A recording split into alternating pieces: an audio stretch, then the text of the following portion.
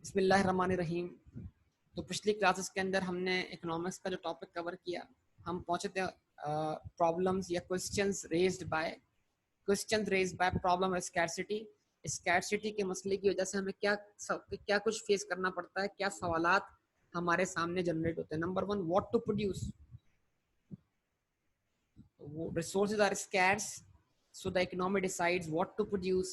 It will produce those goods and services which are more important.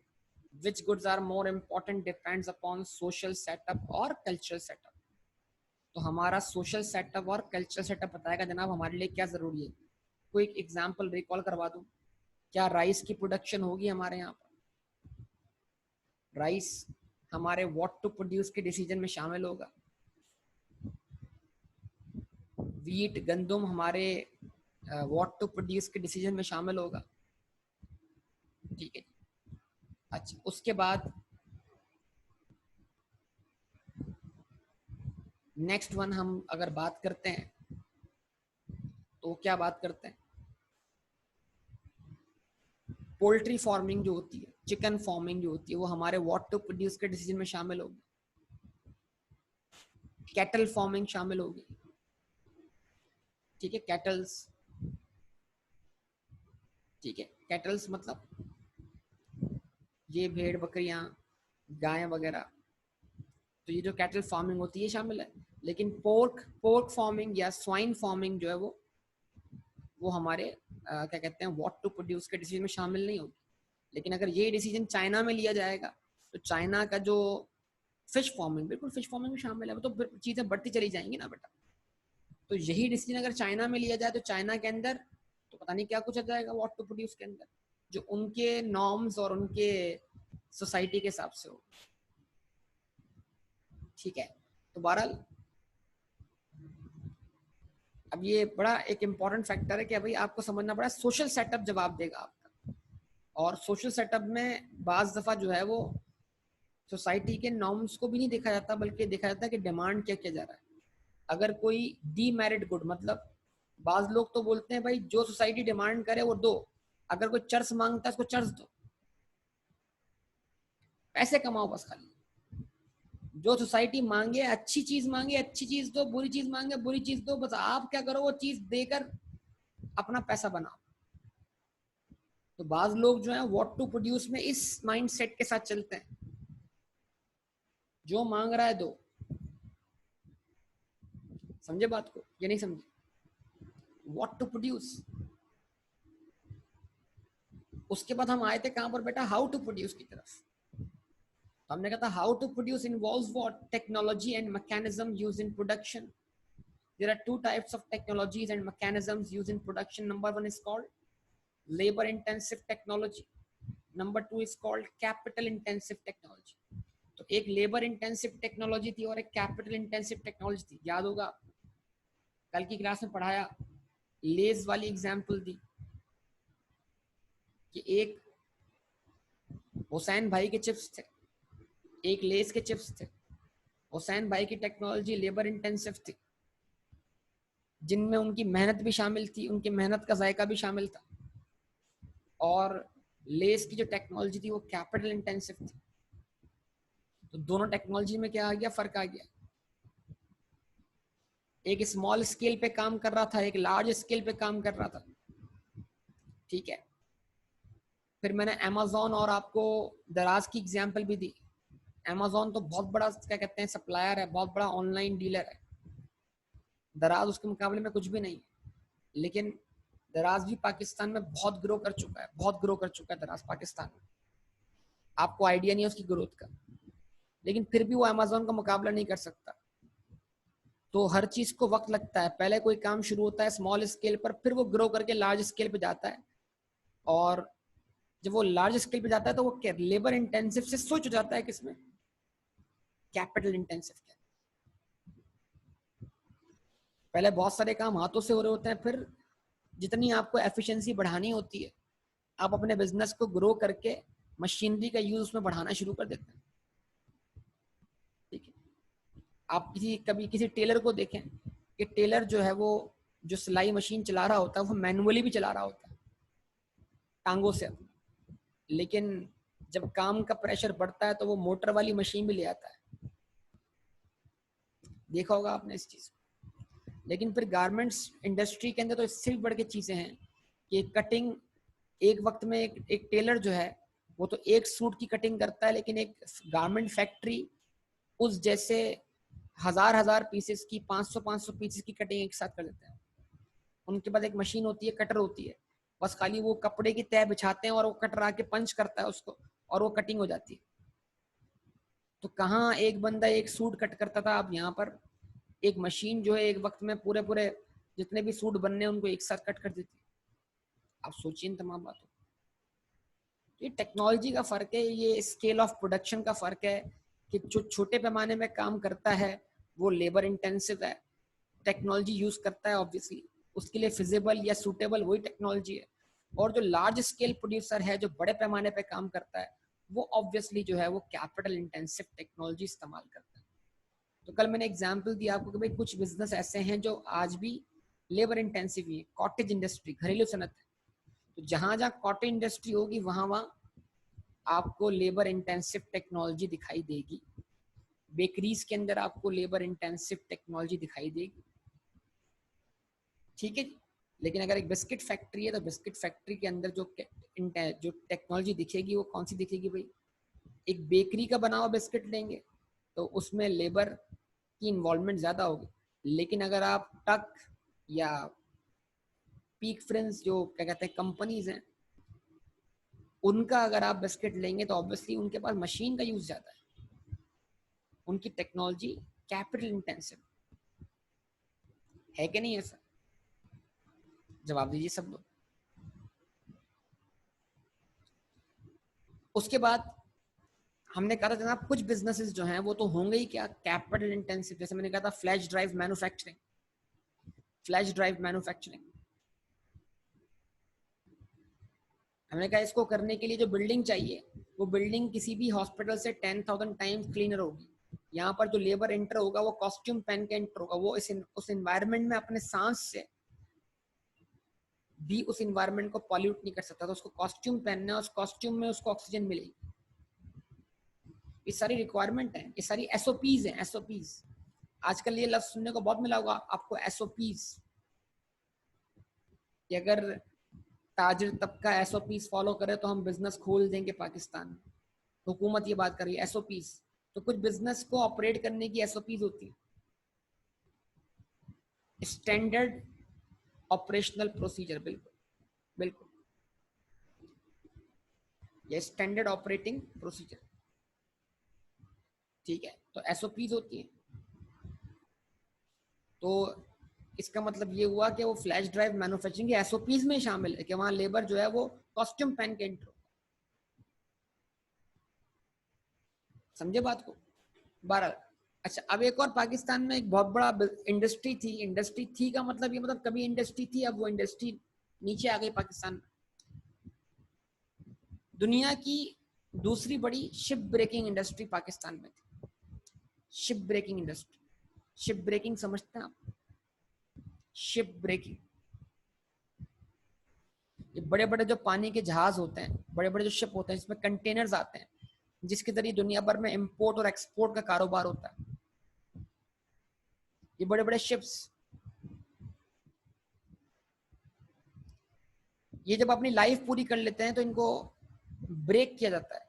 इसमें से कराची से आगे गडानी के मकाम पर, गडानी कराची से आगे बलूचिस्तान लग जाता है, समझ लो गडानी के पास। तो ये बहुत बड़ी इंडस्ट्री थी बेटा पाकिस्तान में, शिप ब्रेकिंग इंडस्ट्री, और गडानी के मकाम पर। और दुनिया भर के शिप्स जो थे बेटा ये यहाँ पर आते थे। कहाँ पर आते थे? गडानी पर ब्रेक होने के लिए। और ये पाकिस्तान के लिए बहुत बड़ी बात थी, ये बहुत बड़ा आपके पास क्या था, रॉ मटेरियल था। इतने बड़े बड़े देव कामत जो होंगे वो शिप टूटेंगे, उसमें से कितना लोहा निकलेगा, जरा सोचो।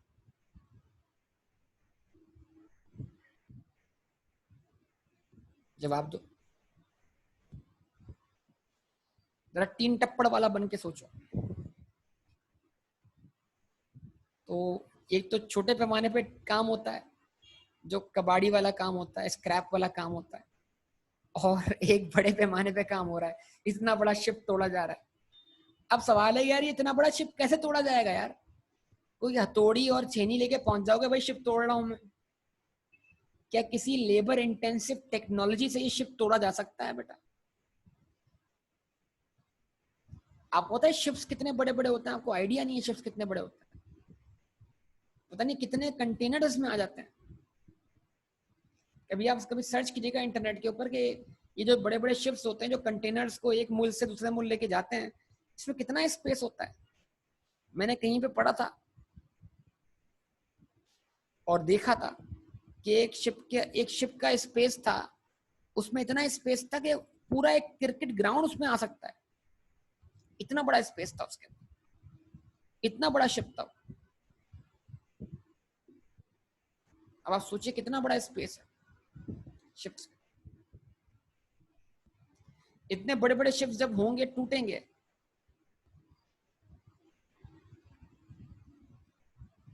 अलमंदर पे खड़ा है, ये कौन खड़ा है भाई अलमंदर पर? अलमंदर पे कौन सा शिप आ गया बेटा? ये समंदर वाले जहाज की बात हो रही है बेटा, समंदर वाले जहाज। समझाओ कोई इसको यार। वो कश्ती है, कश्ती।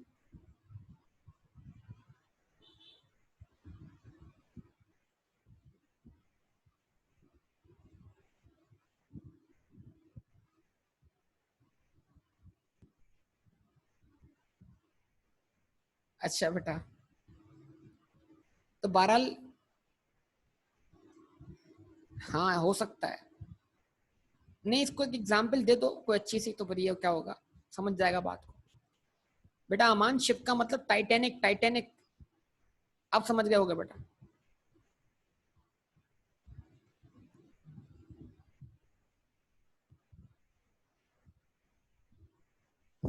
अब समझ में आ जाएगा इसको।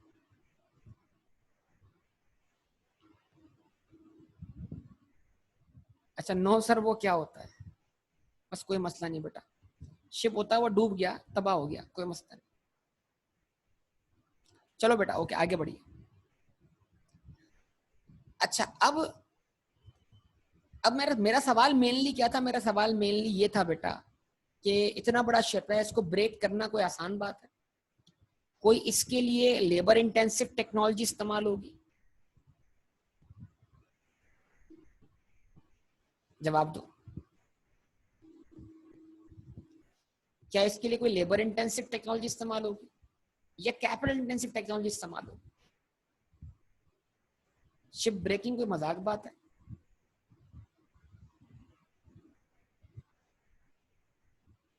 मैं सबसे पूछ रहा हूं बेटा।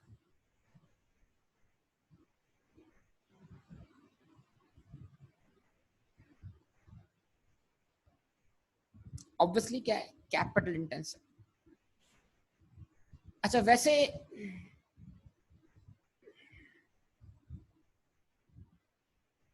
ये सारी बातें आपसे आपके साथ मुकम्मल हुई, तो आप कैपिटल इंटेंसिव टेक्नोलॉजी के नीचे आप लिख सकते हैं example flash drive manufacturing industries, ship breaking industries.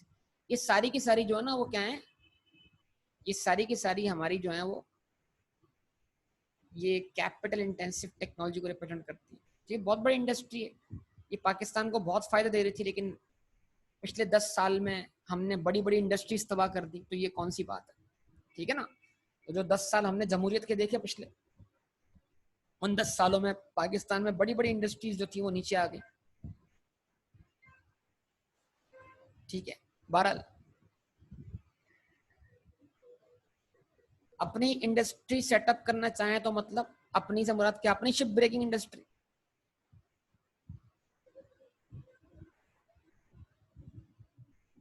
जवाब दो।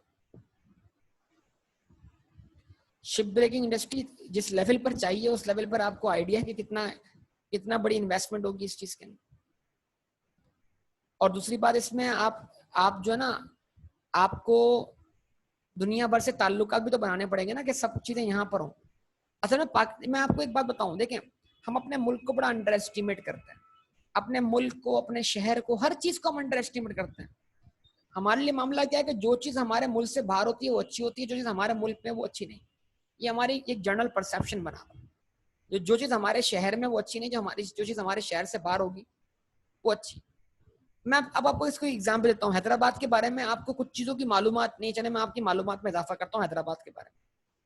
हैदराबाद में एयरपोर्ट है, कदर की बात नहीं, ये नेचुरल एक पॉइंट है। कदर इंसान को होती है दूर जाने के बाद, ठीक है। हैदराबाद में एयरपोर्ट है, अच्छा, कब से है?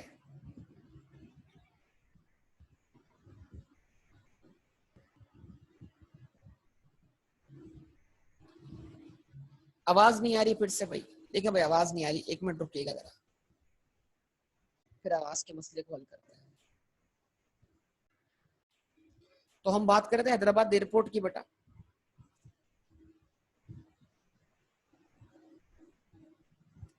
तो हम बात कर रहे थे बेटा हैदराबाद एयरपोर्ट की, और जब हम हैदराबाद एयरपोर्ट की बात कर रहे थे तो मैंने कहा हैदराबाद एयरपोर्ट ऑपरेशनल है, operational Hyderabad airport. Hyderabad airport operational है, फ्लाइट्स आती हैं जाती हैं, पता है आपको इस हवाले से?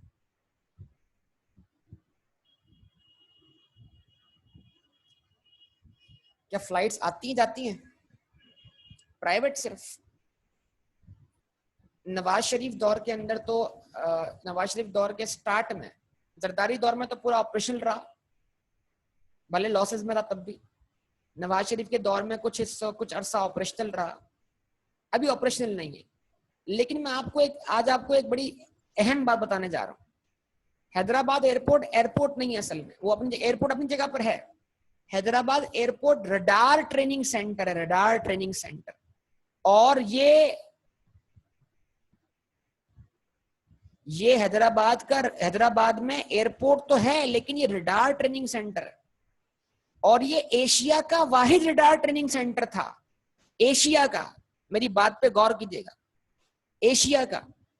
पूरी दुनिया मतलब पूरे एशिया के लोग जो थे, चाहे श्रीलंका हो, चाहे वो इंडिया हो, चाहे वो चाइना हो, वो रडार ट्रेनिंग के लिए आपके शहर हैदराबाद आया करते थे। ये एशिया का रडार ट्रेनिंग सेंटर था। यहाँ अगर ऑपरेशंस ना भी चले तो यहाँ पर रडार ट्रेनिंग हुआ करती थी, और आज भी रडार ट्रेनिंग सेंटर है। पता है आप में से कितने लोगों को इस बात का?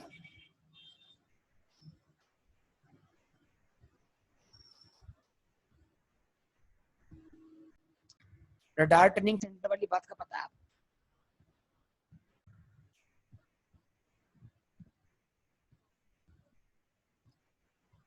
तो फॉरेनर्स आते थे यहाँ पर ट्रेनिंग करने के लिए बेटा, फॉरेनर्स आते थे यहाँ पे ट्रेनिंग करने के लिए। और जो फॉरेनर्स यहाँ पे आते थे, अभी भी आते हैं बेटा, अभी भी आते हैं, बाद अभी भी आते हैं, वो आपको बता के नहीं आएंगे। लेकिन क्योंकि इंडिया के अंदर भी बन चुका है और अब रडार ट्रेनिंग सेंटर्स ज्यादा हो चुके हैं, वो बेटा जहां पर एयरपोर्ट है वहां पर बाहर से आते हैं, बाहर से चले जाते हैं बेटा, ये बात को बता के नहीं आएंगे। ठीक है, तो ये बड़ा मैं आपको बता रहा हूँ कि मतलब हमारे शहर में बहुत चीजें हैं जो हमें पता नहीं है इस बात का। बहरहाल ये तो हमारी बात कहीं और निकल गई है, हम आगे पढ़ते हैं। तो ये आपके सामने बेटा उम्मीद करता हूँ क्लियर होगा कॉन्सेप्ट इस चीज का, कैपिटल इंटेंसिव और लेबर इंटेंसिव का। आगे बात बढ़ाते हैं, ठीक है जी। तो what to produce, how to produce and for whom to produce. तो how to produce involves technology and mechanism used in production. There are two types of technologies and mechanisms used in production. Number one is called labor intensive technology. Number two is called capital intensive technology. So labor intensive क्या है? Where per unit of capital relatively larger quantity of labor is employed. Example, cottage industry. Capital intensive technology where per unit of labor relatively larger quantity of capital is employed. जहां labour के मुकाबले में capital बड़ी quantity में employ हो। तो Colgate Palmolive company है, Colgate Palmolive नाम सुना आपने, कोलगेट पामोलिव कंपनी का। कोलगेट टूथपेस्ट तो इस्तेमाल किया होगा ना, जवाब दे बेटा। इस कोलगेट पामोलिव की जो फैक्ट्री है वो हैदराबाद में है बेटा, पता है आपको इस बात का?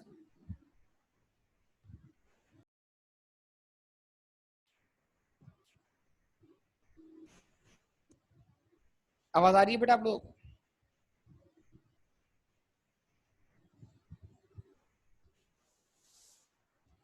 समझ नहीं आ रहा मैं क्या बोल रहा हूं? अच्छा, मैं बात कर रहा था कोलगेट पामोलिव। कोलगेट पामोलिव का नाम सुना है आपने? कोलगेट पामोलिव, उसकी फैक्ट्री हैदराबाद में, ठीक है, उसकी फैक्ट्री हैदराबाद में। इन्होंने एक मशीन परचेज की, उस मशीन की मालियत 1 करोड़ रुपए, और उस मशीन का काम सिर्फ क्या है? उस मशीन का काम यह है कि वो ट्यूब जो है ना जिसमें पेस्ट भरते हैं, वो ट्यूब में वो पेस्ट फिल करती है बस मशीन, और वो मशीन हर ट्यूब की एक पिक्चर लेती है, और वो इतनी स्पीड से काम करती है, सेकंड्स के अंदर काम कर रही होती है। 1 मिनट में बहुत सारी ट्यूब फिल हो रही होती है, तो और वो हर ट्यूब को फिल भी करती है और पिक्चर भी लेती है। तो वो ट्यूब फिल करने में इंसानी हाथ का कोई काम ही नहीं है, सारा काम मशीन ही कर रही है। और एक लेबर खाली सुपरवाइजर के तौर पे खड़ा हुआ है वहां पर, देख रहा है कि भाई मशीन ठीक से काम कर रही है नहीं कर रही। बस उस मशीन का काम क्या? ट्यूब में पेस्ट फिल कर देना। तो आप सोचे जरा कि टेक्नोलॉजी किस लेवल पे पहुंच गई जनाब, लेबर इंटेंसिव टेक्नोलॉजी बन गई। तो बताने का मतलब यहाँ पर आपको ये है कि देखें, बिजनेसेस को एनालाइज कीजिए, आपको लेबर इंटेंसिव होने के और कैपिटल इंटेंसिव होने के सारे सवालात के जवाब क्या हो जाएंगे? मिलना शुरू हो जाएंगे। तो what to produce, how to produce, और उसके बाद अगला सवाल जो है वो क्या है हमारे पास? For whom to produce. बेटा कोलगेट पामोलिव,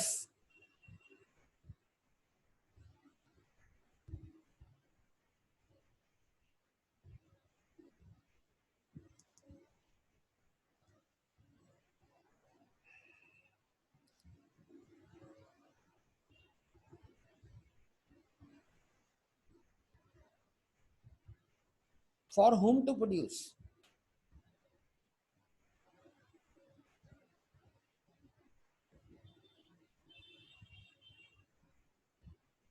ठीक है जी, व्हाट टू प्रोड्यूस हो गया, क्या बनाना है ये तय हो गया, कैसे बनाना है ये तय हो गया। अब अगला पॉइंट क्या है? फॉर हुम टू प्रोड्यूस, किसके लिए बनाना है, इसका मतलब क्या है? फॉर हुम टू प्रोड्यूस का मीनिंग क्या होगा?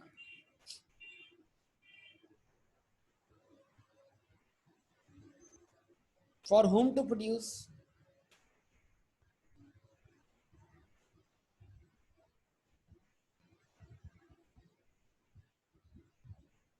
for whom to produce means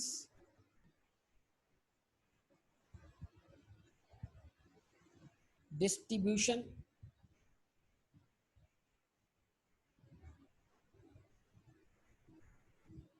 of goods and services.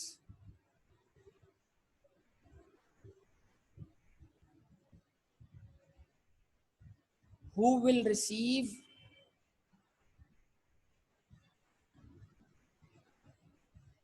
and how much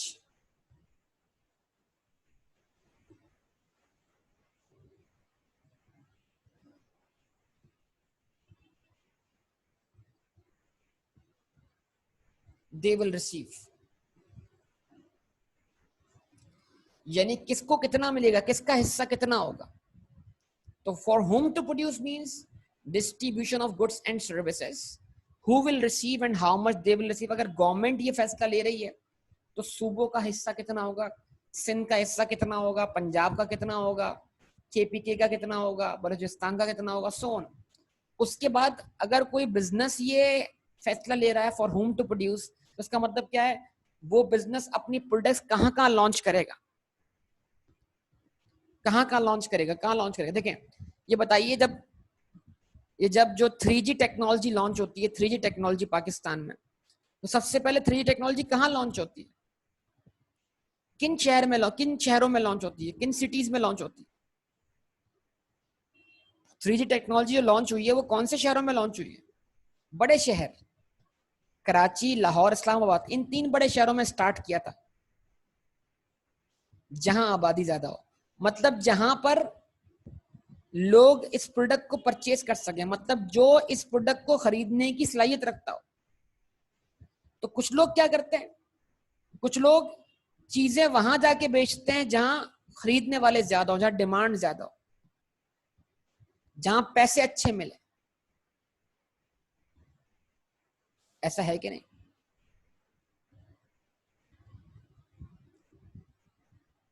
कुछ लोग ये नहीं देखते कि सोशल वेलफेयर क्या है, कुछ लोग सिर्फ देखते हैं जनाब डिमांड जहां पर हो वहां पर क्या करो, वहां अपनी प्रोडक्ट खरीदो ऐसी जगह से जहां कीमत कम हो, लाकर बेचो ऐसी जगह पर जहां कीमत ज्यादा हो। लोग करते हैं कि नहीं करते, ऐसा बताइए।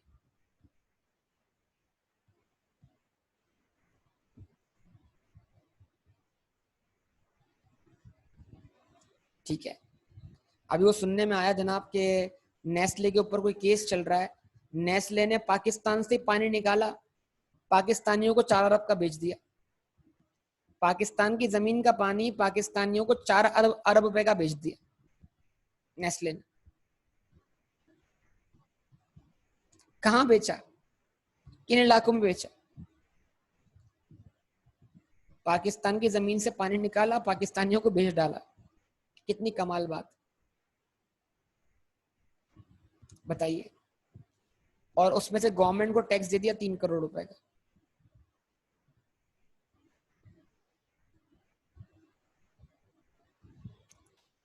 तो सोचने वाली बातें कुछ,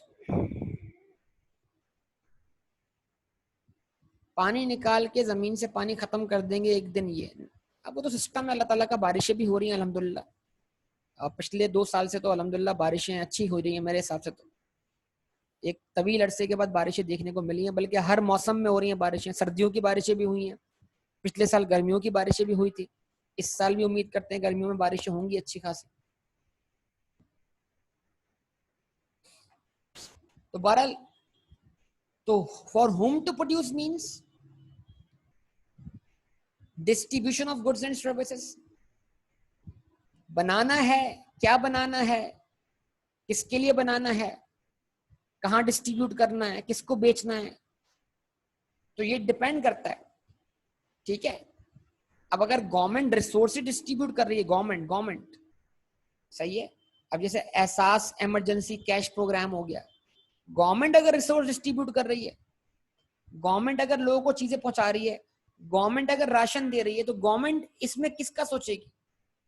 अमीर तबके का सोचेगी, गरीब तबके का सोचेगी? तो इसका मतलब फॉर होम टू प्रोड्यूस, ये डिसाइड करना है। बिल्कुल, तो इसका मतलब कोई देखता है कि जो पैसे दे सकता है मैं उसको जाके गुड्स बेचूं। जब गवर्नमेंट देखती है तो गवर्नमेंट क्या देखती है? सोशल वेलफेयर देखती है, सोशल वेलफेयर, कि जहां पर सोसाइटी का वेलफेयर हो वहां पैसा खर्च करने चाहिए, वहां गुड्स एंड सर्विसेज प्रोड्यूस करनी चाहिए। ये बात ध्यान में रखिएगा। इसका मतलब क्या है? एजेंट टू एजेंट वेरी करता है। एजेंट मतलब हर बंदा अपने अपने हिसाब से सोचता है कि उसने जो चीज बनाई है वो उसने कहाँ पहुंचानी है, खुद इस्तेमाल करनी है, किसी को बेचनी है, जनरल पब्लिक को देना है, प्रोवाइड करनी है। सो उम्मीद करता हूँ आपको ये सारी बातें समझ में आ रही होंगी बेटा।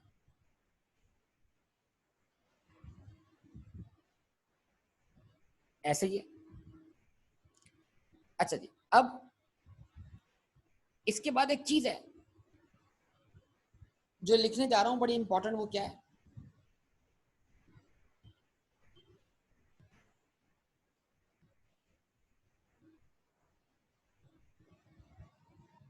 To answer these questions,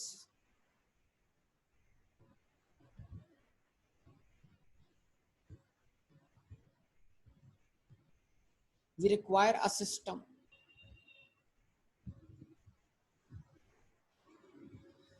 इन तमाम सवालात के जवाब देने के लिए, what to produce, how to produce and for whom to produce के लिए हमें एक सिस्टम दरकार है, और उस सिस्टम को हम क्या बोलते हैं, उस सिस्टम को हम इकोनॉमिक्स के अंदर नाम देते हैं इकोनॉमिक सिस्टम का। इकोनॉमिक सिस्टम तय करता है what to produce, how to produce, for whom to produce. Economic system तय करता है distribution of goods and services.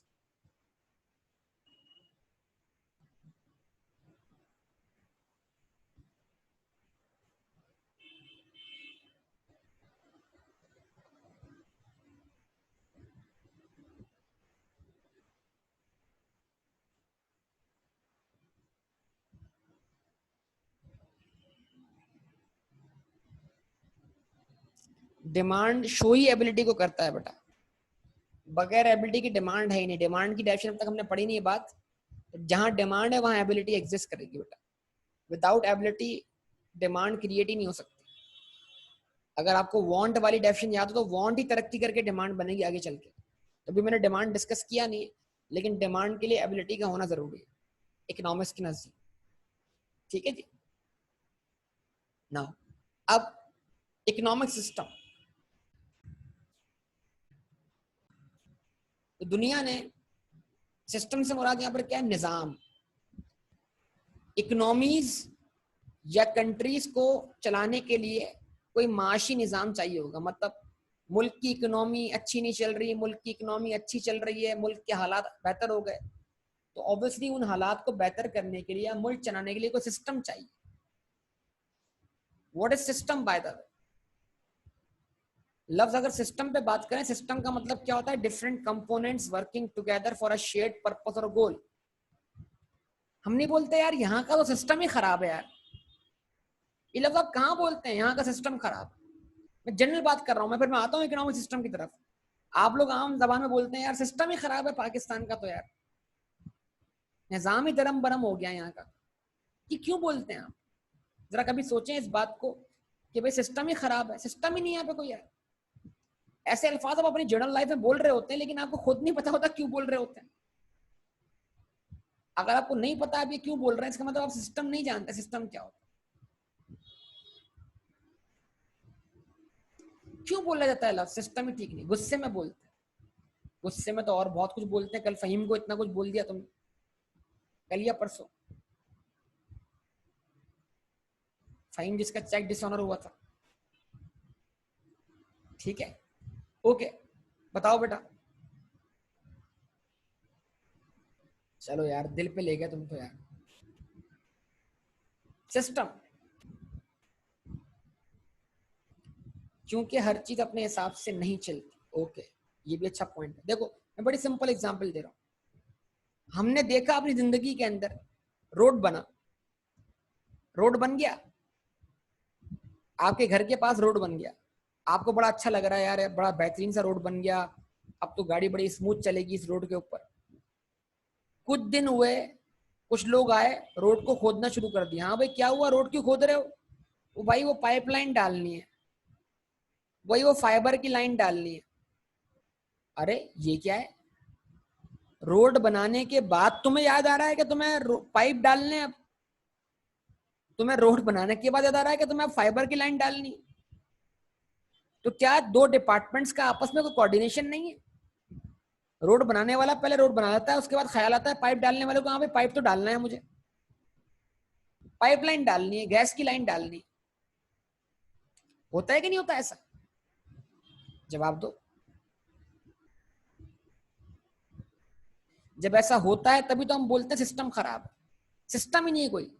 तो सिस्टम क्यों नहीं है? क्योंकि होना ये चाहिए था कि पहले रोड पर लाइंस डाली जाएं, जब वो सारी लाइंस मुकम्मल हो जाए फिर रोड बनाया जाए, तो ये बोलते सिस्टम है, सिस्टमेटिकली काम हुआ है।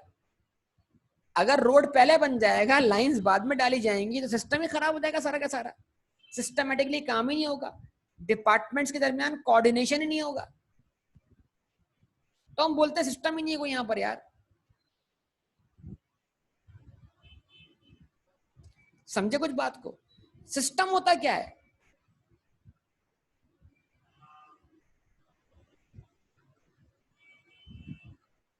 System, different components working together for a shared purpose और गोल। सिस्टम बोलते हैं कि मुख्तलिफ कंपोनेंट्स हैं जो मिलके काम कर रहे हैं और उनका मकसद सिर्फ क्या है, एक ही है, सब मिलके एक ही गोल की तरफ आगे बढ़ रहे हैं। और वो गोल क्या है? अगर वो किसी ऑर्गेनाइजेशन की बात करें तो वो गोल क्या है? Profit seeking organization. सब मिलके उस ऑर्गेनाइजेशन के गोल को अचीव करना चाहते हैं, प्रॉफिट कमाना चाहते हैं। तो बिल्कुल ऑर्गेनाइजेशन की यही डेफिनेशन बताई थी मैंने आपको। क्यों? क्योंकि organization is a system. Organization खुद अपने अंदर एक सिस्टम है ना बेटा। ऑर्गेनाइजेशन सिस्टम का ही तो नाम है ना। अगर ऑर्गेनाइजेशन के ऑर्गन्स मिलके काम नहीं करेंगे तो फिर क्या होगा? सिस्टम काम नहीं करेगा। भाई आपको पता होगा, आप अपने कंप्यूटर को कंप्यूटर सिस्टम बोलते हैं। आप उसको कंप्यूटर सिस्टम क्यों बोलते हैं? इसलिए कि उसके कंपोनेंट्स हैं, सीपीयू है, मॉनिटर है, हार्ड डिस्क है, रैम है, प्रोसेसर है, ये सब मिलके काम कर रहे हैं। अगर आप एक रैम निकाल दो आपका कंप्यूटर स्टार्ट नहीं होगा। तो एक कंपोनेंट क्या कर दो, एक ऑर्गन अलग कर दो, आपका सिस्टम बैठ जाएगा, काम नहीं करेगा। तो वो सब कंपोनेंट्स मिलके काम कर रहे हैं, उनका उनका गोल या पर्पस क्या है? एक ही है। क्या ख्याल है? एसी, एसी क्या है? System. Split AC, split AC, split AC को स्प्लिट क्यों बोलते हैं? वो दो हिस्सों में टूटा होता है, एक इनर होता है, एक आउटर होता है।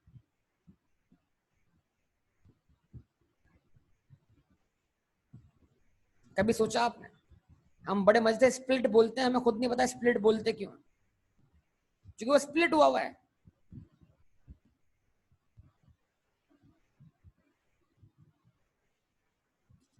ठीक है, तो अगर इनर लगा दिया, आउटर नहीं लगाया तो कूलिंग नहीं होगी। आउटर लगा दिया, इनर लगा दिया, इनर नहीं लगाया तब भी कूलिंग नहीं होगी। तो इनर और आउटर मिलके काम करेंगे बेटा, तब जाके गोल अचीव होगा। गोल क्या था? कूलिंग। समझ रहे हैं बात को बेटा? बहरहाल, तो बताने का मतलब यहाँ पर यह है कि सिस्टम इसको बोलते हैं। तो जो माशी निज़ाम होता है वो भी एक सिस्टम के तहत चल रहा है ना। इकोनॉमीज जो हैं, वो जो कंट्रीज हैं, जो रियासतें हैं, वो एक सिस्टम के तहत चलाई जाती हैं। तो हर रियासत का अपना एक इकोनॉमिक सिस्टम होता है, जिसके तहत वो रियासत what to produce, how to produce and for whom to produce का डिसीजन लेती है। तो जब जिस सिस्टम के तहत रियासत what to produce, how to produce and for whom to produce का डिसीजन ले, उसको हम क्या बोलते हैं? Economic system. तो दुनिया ने अब तक कितने इकोनॉमिक सिस्टम प्रैक्टिस किए? Number 1,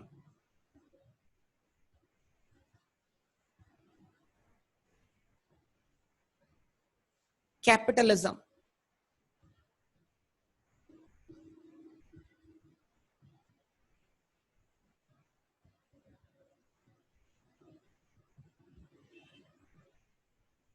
market economy.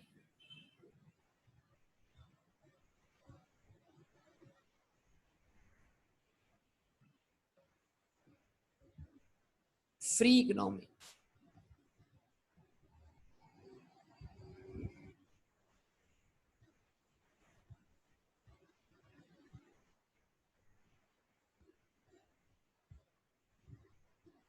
Laissez faire economy.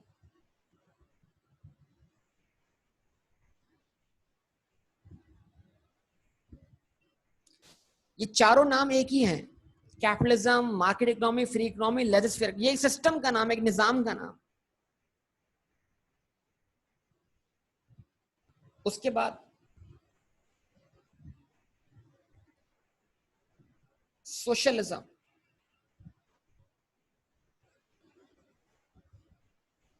Communism.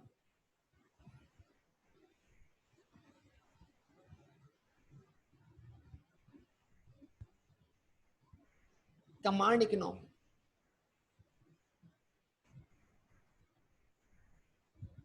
ठीक है जी। और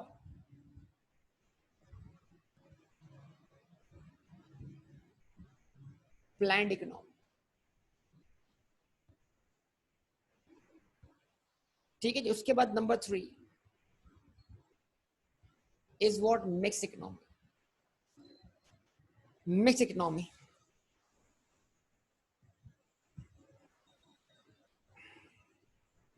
और दुनिया में एक चौथा निजाम भी है जिसको दुनिया बहुत इग्नोर करती रही है, लेकिन आज दुनिया उसको मानती है। आज एसीसी के कोर्सेज के अंदर, इंग्लैंड में यूनिवर्सिटीज के अंदर इसको पढ़ाया जाता है बाकायदा सिस्टम के तौर पर, और उसको बोलते हैं इस्लामिक इकोनॉमिक सिस्टम।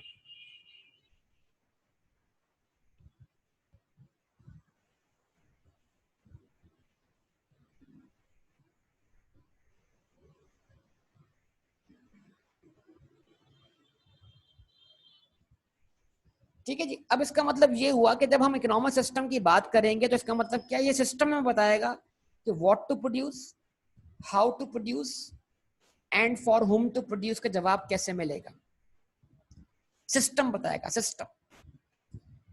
तो दुनिया में एक निजाम है कैपिटलिज्म, इसको बोलते हैं उर्दू में सरमायादाराना निजाम। सरमायादार सुनते हैं ना, सरमायादार, कैपिटलिज्म। यार अमेरिका के अंदर सरमायादाराना निजाम चल रहा है। अमेरिका का सिस्टम, अमेरिका एक कैपिटलिस्ट इकोनॉमी है,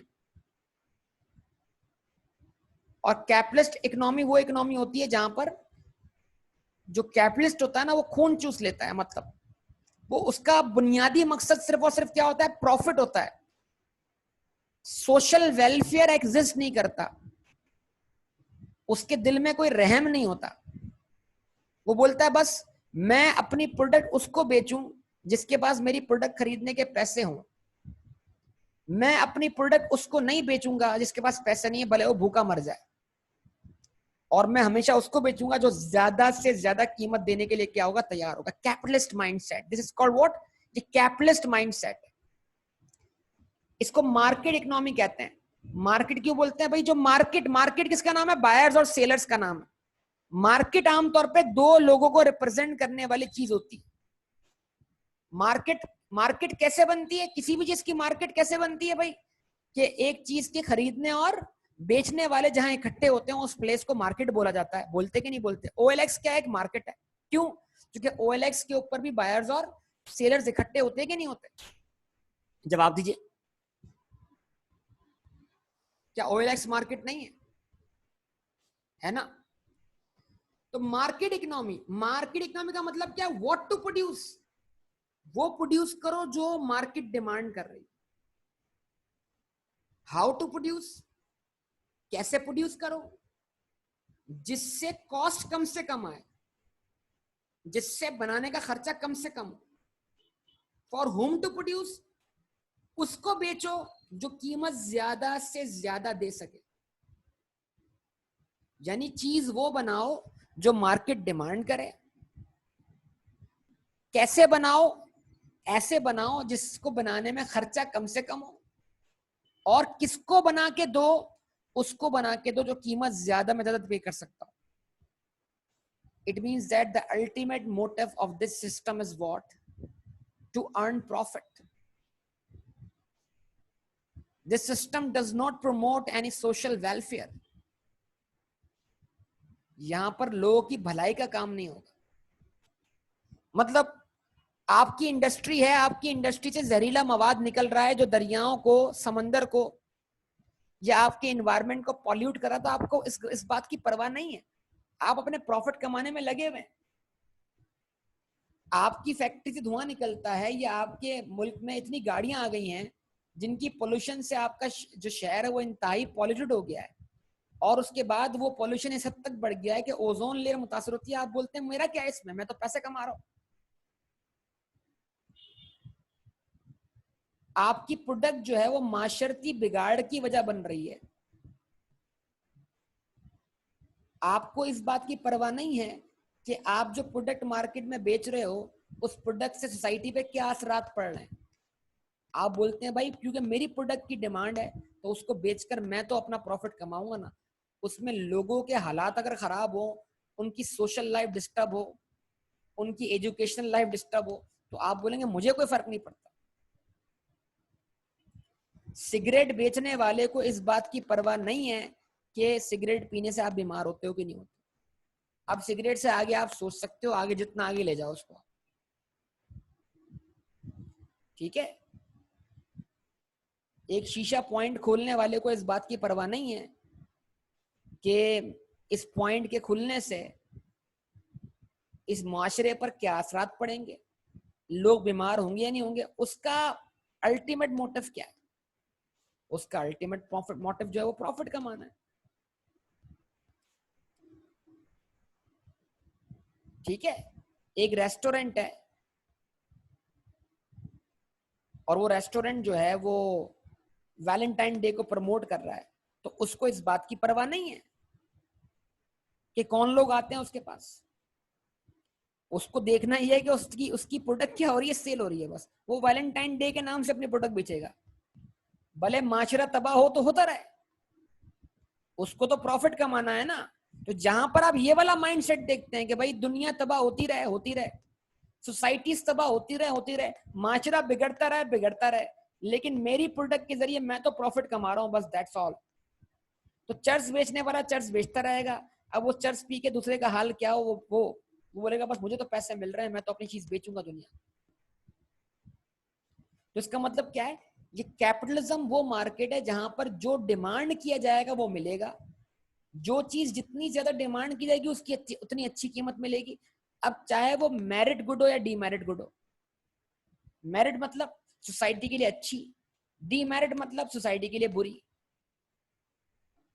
कैपिटलिज्म एक सिस्टम है जिसमें रिसोर्सेज जो है, रिसोर्सेज वो लोगों के हाथ में होते हैं, वसाइल लोगों के हाथ में, तो लोग खुद डिसाइड करते हैं। इकोनॉमी और market decides what to produce, how to produce, for whom to produce. Buyers और सेलर्स मिलकर डिसाइड कर रहे हैं कि भाई क्या बनाना है, हुकूमत उसमें कोई इंटरफेयर नहीं कर रही, because resources are owned by private sectors. Government के पास वसाइल नहीं है। इट मीन्स दैट कैपिटलिस्ट, अगर आप एक 100% कैपिटलिस्ट सोसाइटी में रहते हैं तो वहां पर सारे रिसोर्सेज प्राइवेट सेक्टर के पास हैं, हर हॉस्पिटल प्राइवेट है, तो सेहत भी प्राइवेटाइज हो गई है। अब आपको इलाज कितना ही महंगा पड़े क्यों ना पड़े, ये जो आप सुनते हैं,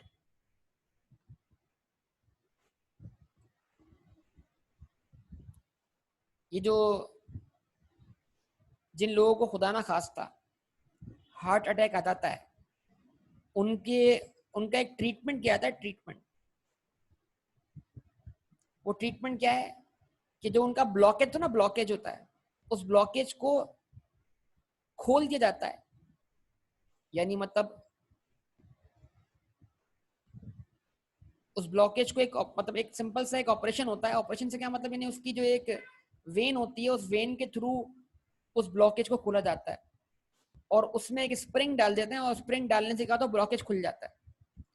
वो स्प्रिंग कितना महंगा मिलता है, लेकिन आप जानते होंगे उसको बनाने की कॉस्ट क्या होगी। अगर एक चीज जिसकी बनाने की कॉस्ट जो है वो मुश्किल से 100 रुपए भी ना हो, लेकिन वो चीज आपको 30,000, 40,000 या 50,000 की बना के बेची जाए, तो आपके क्या मतलब आप क्या सोचेंगे उसके बारे में, क्या ख्याल है आपका इस बारे में?